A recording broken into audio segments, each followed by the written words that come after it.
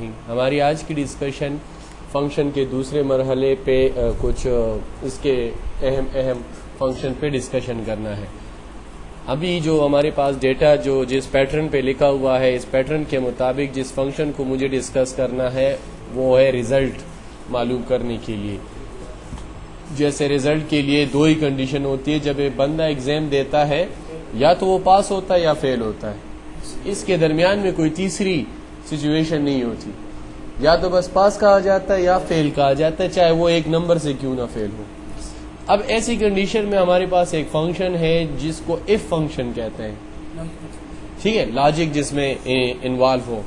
अब इफ का फंक्शन जो है कैसे परफॉर्म करेंगे, उसका तरीका कुछ यूं होगा। जैसे हम कहते हैं कि अगर किसी के नंबर आ गए या किसी का परसेंटेज आ गया, अगर किसी का परसेंटेज 40 से ऊपर आ गया तो पास है, अदरवाइज फेल है। तो अब ये वाली सिचुएशन यहां पर कैसे डिफाइन की जाएगी? कीबोर्ड से डिफाइन करने का ये तरीका होगा, इक्वल टू इफ लिखेंगे, इफ के बाद ब्रैकेट स्टार्ट करेंगे। जैसे फंक्शन की रिवायत है कि पहले इक्वल लगाया जाता है, फिर उसके बाद फंक्शन का नाम लगाया जाता है, फिर उसके बाद उसके बाकी आर्गुमेंट्स या बाकी वैल्यूज को जो है लिखा जाता है। अब यहां पर मुझे बताया जा रहा है कि वैल्यू सेलेक्ट कर लें, लॉजिक टेस्ट लगाए। कौन सा टेस्ट मैं चेक करूं?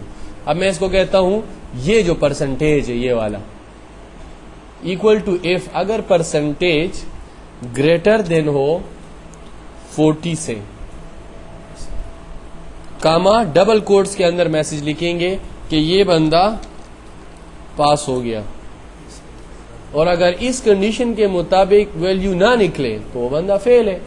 तो लिहाजा दोबारा अगर का लफ्ज रिपीट नहीं करना, बस अगर इस उसूल पे साबित हुआ तो पास, अदरवाइज फेल। तो बस कामा लगा के हमने लगाना है डबल कोट्स के अंदर फील्ड का नाम और इसके बाद ब्रैकेट्स को बंद करना है, ठीक है।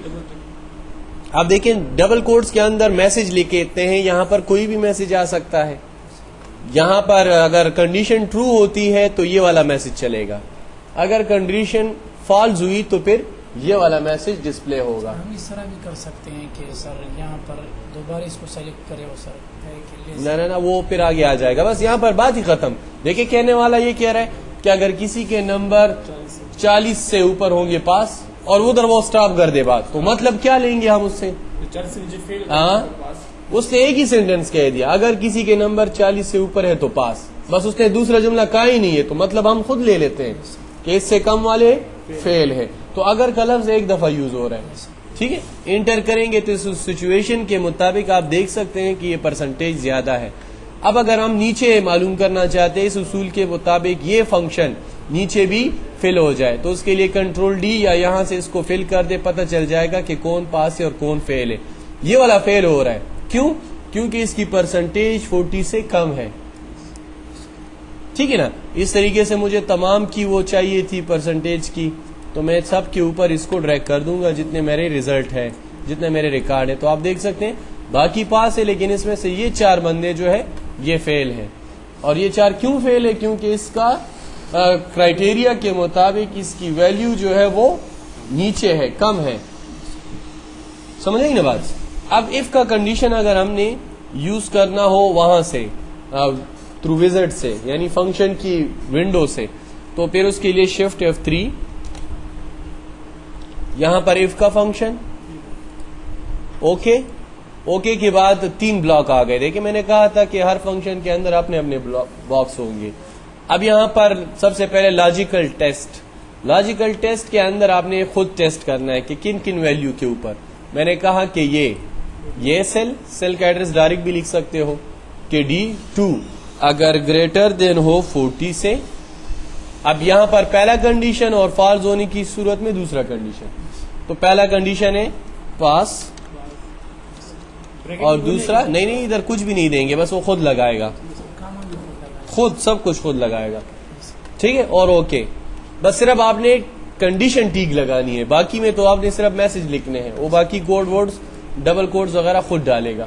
अब देखो इसने भी वही फंक्शन लगाया जो मैंने कीबोर्ड से लिखा था, ठीक है ना। तो ये इसने खुद ऑटोमेटिकली जनरेट किया। इसी तरीके से बाकी के ऊपर ड्रैग किया तो बाकी के ऊपर उसने सेम ही फंक्शन रिपीट किया। क्लियर हो गई बात। अब आते हैं यहां पर ग्रेड का फंक्शन। ग्रेड का फंक्शन सबसे बड़ा फंक्शन है। कैसे? फॉर एग्जाम्पल हम यूं कहते हैं कि अगर किसी के नंबर 700 से ऊपर आ जाते हैं तो वो ग्रेड ए का बंदा है। जिसके नंबर, अगर किसी के नंबर 500 से ऊपर आते हैं ग्रेड बी में है। अगर किसी के नंबर 400 से ऊपर है ग्रेड सी में है। और अगर किसी के नंबर 400 से नीचे है तो फेल है। ठीक है ना? या हम यूं कहते हैं परसेंटेज पे, अगर किसी का परसेंटेज 70 से ऊपर है तो ए ग्रेड है, 60 से ऊपर है तो बी है, 40 से ऊपर है तो सी है, और 40 से नीचे तो फेल है। ग्रेड उसका नहीं बताएंगे फिर। अब यहां पर अगर का लफ्ज बार बार रिपीट हो रहा है तो मतलब ये हुआ हम यहां पर इफ ही का कंडीशन यूज करेंगे, लेकिन बार बार यूज करेंगे, और इस फंक्शन को कहेंगे नेस्टेड इफ। क्या कहते हैं? Nested if. यानी इफ का जब बार बार रिपीटिशन हो तो फिर इसको कहते हैं नेस्टेड इफ। नेस्टेड इफ का इस्तेमाल कैसे किया जाएगा? Equal if. अब देखें, ब्रैकेट स्टार्ट, कंडीशन स्टार्ट हुई, परसेंटेज वाली वैल्यू ये है N2। अगर N2 ग्रेटर देन हो 70 से, कामा डबल कोट्स के अंदर मैं लिखता था ना पास फेल, यहां पर थोड़ा सा चेंज हो जाएगा, तो ए ग्रेड। अब बात तो खत्म नहीं हुआ, तो मैं बात खत्म कर लेता था। इधर बात नहीं खत्म करता, यहां पर कामे के बाद मैं बात खत्म कर देता था, लेकिन इस दफा खत्म नहीं करूंगा, फिर यही रिपीट करूंगा दोबारा।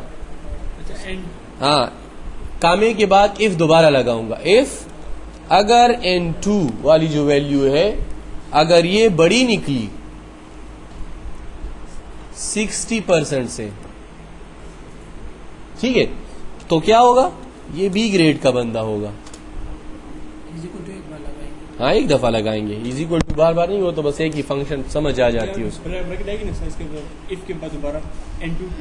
हाँ, यहाँ पर ब्रैकेट, ये तो दूसरा सेंटेंस है ना, तो दूसरा ब्रैकेट शुरू किया। अभी भी बात खत्म नहीं हुई, फिर मैं कहता हूँ इफ, फिर ब्रैकेट स्टार्ट, N2 अगर बड़ा हो 50 से या 40% से, 40 से बड़ा हो तो क्या होगा? तो ये सी में पास होगा, लेकिन इसका ग्रेड सी होगा। अब आखिरी बात भी हमने करनी है। आखिरी बात क्या करनी है? 40 से अगर कम निकला तो फिर क्या होगा? तो मैं कहूंगा इफ अगर मेरे पास N2 की वैल्यू लेस देन का सिंबल इस दफा यूज करूंगा, कम निकले, लेस देन क्या? 40। तो क्या बताओ?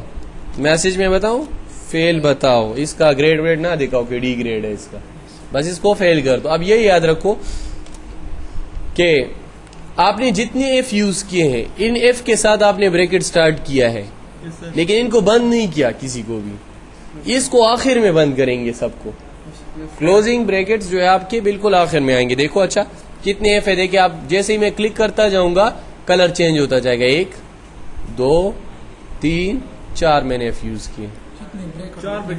जितने एफ है बस उतने ब्रैकेट बंद करो, ठीक है। अब इंटर करूंगा, देखें इसके हिसाब से ये कौन से ग्रेड में पास है? ये पहला बंदा कौन से ग्रेड में पास है? सी ग्रेड में। देखिए सी उसने रिपीट किया।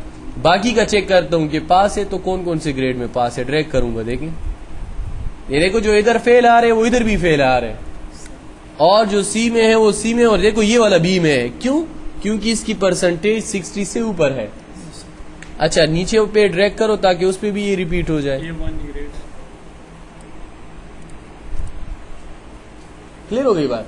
तो इस तरीके से आप ग्रेड वाइज जो है बंदों को फाइंड आउट कर सकते हो। यही फंक्शन जो इफ का फंक्शन है, जरूरी नहीं है कि आप ये एजुकेशन पॉइंट ऑफ व्यू से भी यूज कर सकते हो, इस तरह भी कर सकते हो। फॉर एग्जांपल ये एक बंदे की रकम है, ये कुछ बंदों के रकूमात हैं। यहां पर लिखा है नदीम और माजिद और सजाद और फहीम। अच्छा ये कुछ बंदे हैं और ये इनकी सैलरी है या इनकी रकम है जो इन्होंने बैंक में जमा किए हैं। ये इन्होंने इतने मंथ्स के पैसे जमा किए हैं। देखो इसने ये जमा किए, मुख्तलिफ औकात में, मुख्तलिफ मंथ में इन्होंने मुख्तलिफ रकम मंथली बेस पे जो है जमा किए हैं बैंक के अंदर। जनवरी में जमा किए, फरवरी में, इस तरह वगैरह वगैरह। अब यहाँ पर इन्होंने जो रकूमात जमा किए, इसमें ये मालूम करना चाहता हूँ कि किस पे ज़कात आ सकता है और किस पे नहीं आ सकता। मैं ये मालूम करना चाहता हूँ, या कौन अमीर है कौन गरीब है। दो ही कंडीशन है ना, कौन अमीर है कौन गरीब है, किस पे ज़कात होता है किस पे नहीं होता। अब ये वाली कंडीशन मालूम करने के लिए मुझे क्या करना होगा, इफ़ी का कंडीशन यूज करना होगा। कैसे? फॉर एग्जाम्पल मैं इसको कहता हूँ यहाँ पर, हाँ, ज़कात होती है, इस पे हो सकती है कि नहीं। अब यहाँ पर ये तो बड़ा लिस्ट होगा, तो अब देखिए आप एक फंक्शन लगाओगे, equal to if bracket start. अगर मेरे पास, एक मिनट पहले इसको टोटल कर देंगे। क्या कर देंगे? टोटल कर देंगे इसको। टोटल अमाउंट इन्होंने 4 महीनों में इतनी जमा की, वो प्लस सम का फंक्शन रिपीट कर देंगे। ये इनके रकूमात है। अब ये तो बहुत से लोगों के होंगे, यहाँ पर अब ज़कात आया इस पे लागू होता है कि नहीं होता। तो देखिए मैं यहाँ पर लिखूंगा इक्वल टू इफ अगर मेरे पास किसी बंदे की ये वैल्यू ग्रेटर हो 3000 रुपए से, तो इस पे ज़कात होती है। ठीक है, एक रूल्स हमने डिफाइन किया, तो इस पे ज़कात यस। और अगर ऐसा नहीं है तो नो, ज़कात इस पे नहीं होती। 3000 से अगर इनके पास बजट कम है तो फिर नो। अब देखिए इस हिसाब से इस पहले वाले पे ज़कात हो सकती है कि नहीं? Yes sir. ठीक है, इस दूसरे तीसरे और सब पे हो सकती है, क्योंकि सबकी रकम, हाँ अब अगर देखो रकम में कम कर देता हूं, जैसे ही कम होगी रकम वहां पर नो आ जाएगा। अच्छा, जब आप डेटाबेस के अंदर भी ये इफ का कंडीशन यूज हुआ होता है, कहां पर? जब आप मोबाइल का कार्ड लोड करते हो। कैसे? लिखा होता है कि ये नंबर है, मोबाइल का ये नंबर है कार्ड का, 14 डिजिट्स का नंबर है, 1 2 3 4 5 6 7 8 9 10 11 12 13 14, ये 14 नंबर का डिजिट्स है। ठीक है, और सामने लिखा होता है कि इस पे 100 रुपए, ये 100 रुपए का कोड है, ये वाला। तो जब आप लोड करते हो यहां पर एक टिक लगा होता है, जैसे ही आप लोड कर देते हो इधर टिक लगा देता है कंप्यूटर के, यस ये बैलेंस लोड हो चुका है। अब अगर कोई दोबारा ये नंबर डायल करता है तो कंप्यूटर फिर लोड करता है, फिर जब देखते हैं 100 रुपए, लेकिन जो ही इधर आ जाते हैं वो कहता है कि ये तो यस हुआ है, लिहाजा कंप्यूटराइज एक मैसेज आना शुरू हो जाता है कि आपका ये कार्ड पहले से यूज में है, आप दोबारा इसको लोड नहीं कर सकते। ठीक है ना? तो ये इफ का कंडीशन कि आप चेक करो अगर ये नंबर इस तीनों क्राइटेरिया के मुताबिक ठीक निकला तो तब कार्ड लोड करो, अगर इनमें से एक भी गलत निकला तो फिर कार्ड मत लोड करो, अगर इनमें से एक नंबर भी गलत निकला तो आपने लोड नहीं करना। तो इफी का कंडीशन मुख्तलिफ जगहों पर इस्तेमाल किया जाता है। क्लियर हो गई बात, जिसका इस्तेमाल हमने यहाँ पर डिस्कस किया। इसके बाद एक नया फंक्शन है जिसका नाम है मिनिमम। मुझे इस बंदों के सबसे कम वैल्यू मालूम करनी है कि छोटे से छोटा इसने कितने नंबर लिए हैं पेपरों में और ज्यादा से ज्यादा कितने लिए हैं। तो छोटे से छोटा मालूम करने के लिए यूज होगा मिनिमम का फंक्शन मिन। ठीक है, इक्वल टू मिन ब्रैकेट स्टार्ट, रेंज बताएंगे यहां पर कहां से कहां तक की वैल्यू में ये छोटी सी छोटी वैल्यू मालूम करे, यहां से लेकर यहां तक, ये है ना बेसिक वैल्यू। ब्रैकेट बंद, इंटर। अब देखिए इनमें से सबसे छोटी वैल्यू 1 है। ठीक है, ये बाकियों की भी छोटी छोटी वैल्यू मालूम करे। इस बंदे ने कितनी लिए छोटे से छोटा नंबर 15, जरा चेक करते हैं आया 15 में से कोई छोटा वैल्यू है इसके पास? नहीं है, मतलब 15 ये सही कह रहा है। ठीक है, जज कर रहा है। इस तरह मैं कहता हूं ज्यादा से ज्यादा कितने नंबर लिए, तो इक्वल टू मैक्स मैक्सिमम मालूम करने के लिए ब्रैकेट स्टार्ट, रेंज बताऊंगा कहां से कहां तक, मैथ से लेकर यहां तक केमिस्ट्री तक। इसकी सबसे बड़ी वैल्यू 77 है। यही फंक्शन जो है नीचे भी ड्रैग हो जाए, कंट्रोल डी। अब देखिए इसका कह रहा है कि इसके सबसे ज्यादा वैल्यू 45 है, 74 है। चलो ये देखता हूं आया 74 है कि नहीं है। ठीक है ना, तो मैं छोटे से छोटी वैल्यू भी मालूम कर सकता हूं और बड़े से बड़े भी मालूम कर सकता हूं। वहां भी 100 आ जाएगा। देखिए 15 की जगह पर अगर फॉर एग्जांपल आप यहां पर 100 लिखते हो, वहां पर 100 आ जाएगा कि बड़ी सी बड़ी वैल्यू 100 है। छोटी सी छोटी वैल्यू इतनी है, जो भी आप लगाओगे। सही है। अच्छा, अब आते हैं जरा एक और फंक्शन की तरफ जिसका नाम है काउंट। काउंट कहते हैं गिनने को। जमा करने में और गिनने में फर्क है। जमा करने में और गिनने में फर्क है। जमा का मतलब तो 2 जमा 2 4, गिनने का मतलब 1 2 3 4। ठीक है ना। आर्गुमेंट्स को काउंट करना जमा कहलाता है, वो कहलाता है काउंटिंग, और इसको कैलकुलेट करना उसके लिए सम का फंक्शन डिफाइन हुआ है। इधर काउंट का मतलब क्या है? एक्सेल में काउंट का मतलब ये है कि सेलों को काउंट करना। क्या करना? सेलों को काउंट करना। अब फॉर एग्जांपल ये इतना बड़ा शीट है, कोई मुझसे कहे कि इसमें से कोई ऐसी वैल्यू तो रह नहीं गई, ये जरा काउंट करो कि ये टोटल कितने हैं। ये सारे सेल काउंट करो कि टोटल कितने बनते हैं।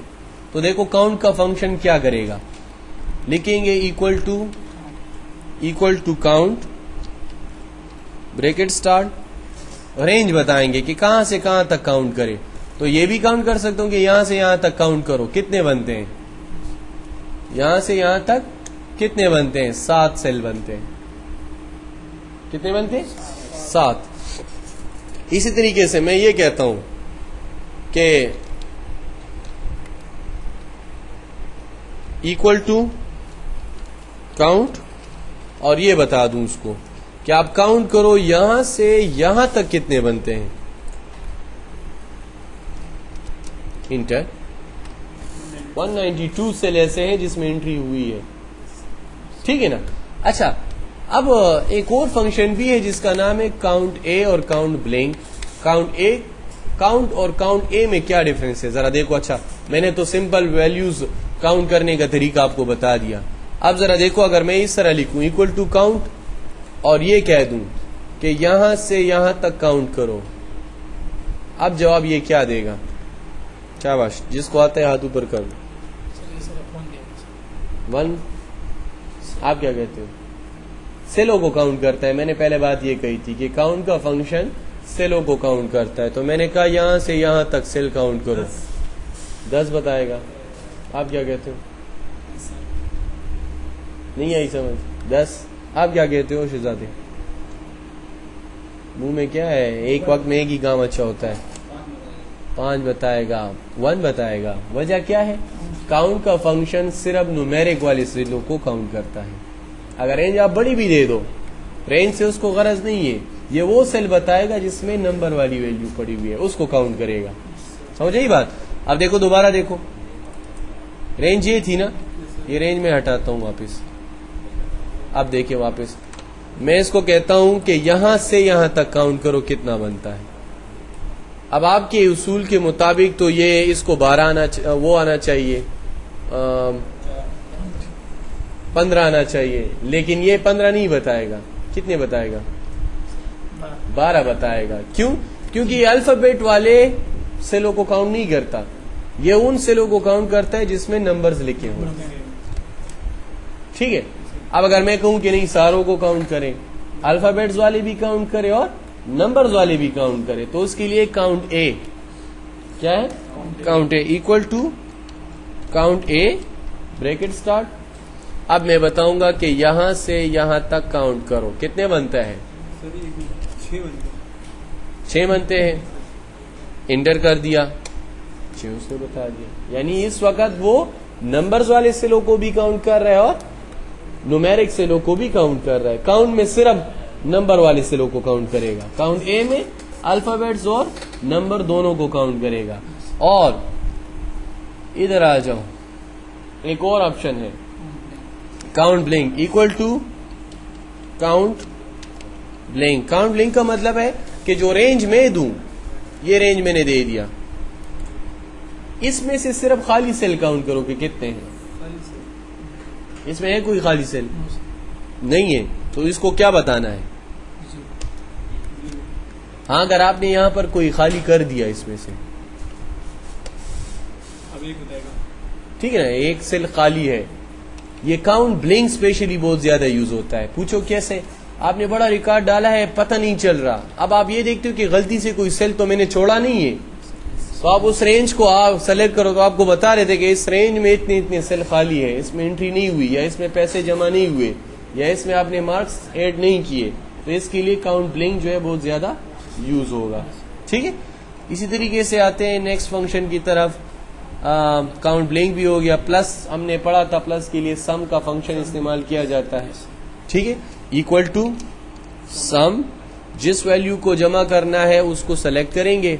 फॉर एग्जाम्पल ये एंड दिस वन, ब्रैकेट बंद और इंटर। ठीक है, ये रिलेटिव फंक्शन है। ठीक है, इस तरीके से ये भी कर सकता था, इक्वल टू सम, और कहूं यहां से यहां तक जमा करो, तो उसके लिए कामे की जगह पर कॉलन यूज होगा, ब्रैकेट बंद और इंटर। ठीक है, अच्छा इसी तरीके से एक और अच्छा तरीका बता दूं आपको कैलकुलेशन का। अगर आपने ये सेलेक्ट कर लिया और आप कहते हो कि फंक्शन ना लगा और मुझे पता चल जाए कि ये कितना बनता है, कहाँ, ऊपर नहीं, मैंने अभी इसको क्लिक ही नहीं किया, लेकिन मुझे इसका टोटल पता है कि कितना है। इसका टोटल मुझे अभी से पता है। वो वजह क्या है? हाँ, देखिए, अगर आप ये समझते हो कि मैं एक सिलेक्शन करूं और प्लस का निशान प्रेस ना करूं या सम का फंक्शन प्ले ना करूं, बल्कि जैसे ही मैं सिलेक्शन करूं मुझे पता चल जाए कि ये कितना बनता है, तो देखें ये नीचे ये बता देते हैं खुद कि ये 207 बनता है, बगैर मैंने कुछ वो नहीं कि सिर्फ सिलेक्शन कर ली। स्टेटस बार पे ये नजर आता है, स्टेटस बार उस वक्त ऑफ था। ठीक है, इस वजह से पहले मैंने उसको ऑन कर दिया कि नजर आ जाए। ठीक है, इस तरीके से मैं कहता हूं कि ये कितने का बराबर है, तो वो बता देता है कितने के बराबर है। ठीक है, अच्छा इसी तरीके से माइनस के लिए हमारे पास फंक्शन डिफाइन नहीं है, याद रखो, माइनस के लिए कोई फंक्शन नहीं है, इसके लिए आपको फार्मूला ही यूज करना होगा। समझिए ना बात, अगर कभी वैल्यू आपने प्लस माइनस करना हो तो इस तरीके से कर सकते हो। हाँ, एक और बात याद रखो, ऑब्टेन मार्क्स के लिए हमने एक फंक्शन यूज किया था सम का, अगर आपको याद हो कल। ऑब्टेन मार्क्स के लिए देखिए मैंने फंक्शन ये यूज किया था। आप इस पे कर्सर छोड़ दे तो फार्मूला बार पे नजर आता है कि इसके अंदर ये फंक्शन लगा हुआ है। अगर किसी ने कहा कि सबको 2-2 मार्क्स ग्रेस मार्क्स दे दो, फिर कैसे करोगे? मतलब ये कि इसके नंबर है 291 प्लस 2, 293 होना चाहिए, इसके नंबर 319 प्लस 2, तो ये एक एक के अंदर मैं 2-2 जमा करूंगा, काफी टाइम लगेगा। तो देखो आसान तरीका, डबल क्लिक, इसी फंक्शन के अंदर आप प्लस लगा के फार्मूला ऐड कर दो, प्लस 2 नंबर, बाहर ब्रैकेट्स के बाहर इंटर। आप देखो वो बनते थे 91, इससे 93। अब यही फंक्शन नीचे भी रिपीट करो, देखो सब में 2-2 जमा हो रहे हैं, समी का फंक्शन होगा लेकिन साथ में हमने फार्मूला भी ऐड कर लिया, प्लस 2। ठीक है ना, सबके साथ 2-2 जमा हो रहे हैं। अच्छा, ये फंक्शन कहां पर यूज होगा? अक्सर सैलरी के अंदर 500 का इंक्रीमेंट लग जाता है, तो जमा हो प्लस 500 साथ में शामिल हो, प्लस 500, तो एक एक में करोगे मुश्किल है, तो इस तरह उसी फंक्शन के अंदर उसको ऐड कर लो। और माइनस भी कर सकते हैं, कैसे? जैसे बाज जगहों पर बंदों को सैलरी मिलती है लेकिन उससे 500 काटे जाते हैं ताकि वो बजट में उसके पास अकाउंट में रहे, 500 जमा किए जाते हैं उसके लिए।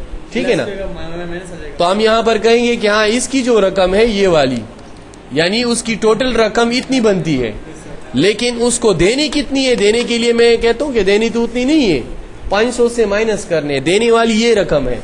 तो मैं कहूंगा इक्वल टू, देखो अच्छा गौर से देखो इधर, हो इक्वल टू, मैंने कहा कि ये नंबर उठाओ जो भी इसकी सैलरी बनती है और इससे माइनस करो 500 रुपए। अब देखो ब्रैकेट ले आएंगे ना कोई ब्रैकेट, तो फार्मूला है ना माइनस के लिए। तो मैंने कहा कि उसकी जो रकम है ये मैं इधर लगा देता हूं, ये रकूमात है, 5000 एक ले रहा है, 7500 दूसरा ले रहा है, ये तीसरा ले रहा है, इस तरीके से ये मुख्तलिफ लोगों के सैलरी है। मैं कहता हूं देने कितनी है? टोटल तो ये बनती है, उसकी टोटल सैलरी ये बनती है, लेकिन देनी उसको ये है, पे इसको इतना करना है, कितना करना है? 500 काटने हैं, उन्होंने 500 सब ने मुत्तफिक का फैसला किया था कि हम खाना इधर खाएंगे, लिहाजा 500 रुपए पर मंथ उससे काटना है। तो सैलरी उसकी इतनी बनती है लेकिन देनी तो इतनी नहीं है, 500 काटने अकाउंटेंट ने। तो वो क्या करेगा, इक्वल टू ये सेल लिखेगा नहीं कि 5000, अगर लिख दिया तो फिर तो काम खराब हो जाएगा, बाकी पे ट्रैक नहीं कर सकेगा। सेल बताएगा कि इक्वल टू ये सेल माइनस 500, इसको देने ये है 4500 और ये बाकियों से को कितने कितने देने, देखिए सबसे 500 माइनस कर देगा। इस तरह ऐड भी कर सकते हैं, डिवाइड भी कर सकते हैं। ऐसा भी होता है कि बाज लोग प्रोजेक्ट पे काम करते हैं, 2 बंदे होते हैं या 3 बंदे होते हैं। ये मेरे प्रोजेक्ट की रकम है, प्रोजेक्ट में मुझे मिला 1,55,735 रुपए, 1,55,735 पहले प्रोजेक्ट में। दूसरे प्रोजेक्ट में इतनी रकम मिली 2,33,130 रुपए। लेकिन इस प्रोजेक्ट पे 3 बंदों ने काम किया है। कितने बंदों ने काम किए? 3 बंदों ने, इधर 3 लिख दो। इसमें कितने बंदों ने काम किए? 4 बंदों ने। इस 3 के हिसाब से इसको 3 पे डिवाइड करना है ना, एक बंदे की रकम का पता चल जाएगा कि एक को कितने देने हैं। तो देखो हम इस तरह कहेंगे, ये 3 तो मैंने वैसे लिख दिया, आपकी याद यानी इक्वल टू दिस रकम डिवाइड बाय 3। तो इससे हमें एक बंदे की सैलरी का पता चल जाएगा, ठीक है ना। इस तरह इस रकम, इस प्रोजेक्ट पे 4 बंदों ने काम किया, तो मैं कहूंगा इक्वल टू ये रकम डिवाइड करो 4 बंदों पे, एक बंदे की सैलरी का पता चल जाएगा,